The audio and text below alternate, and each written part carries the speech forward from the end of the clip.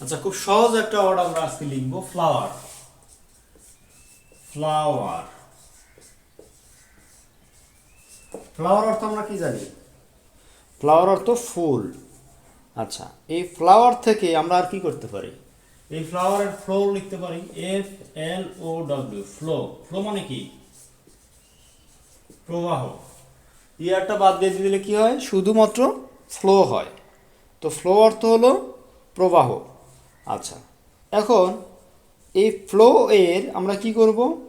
শুধুমাত্র একটা রেখে দিব বা কেটে দিব, তাহলে কি হবে? LOW, ফ্লো, সরি, লো। লো লো কি আমরা কি জানি? হাই। আর এটা কি? লো। হাই মানে কি? উঁচু। আর এটা মনে হলো নিচু। লো মানে কি? নিচু। আচ্ছা, এখন আমরা যদি লোকে লোয়ারও বলতে পারি,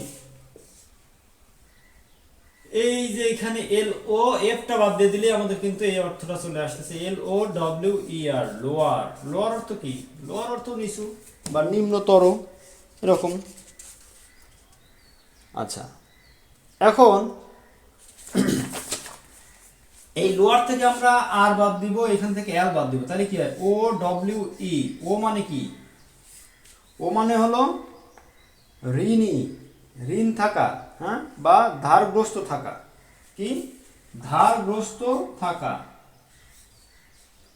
ধারগ্রস্ত থাকা বা ঋণ থাকা, যার অনেক ধার আছে, লোন আছে। সো এই ছিল আজকের ভিডিওটা আর লম্বা করবো না, এখানে শেষ করবো। আল্লাহ হাফেজ, আসসালামু আলাইকুম।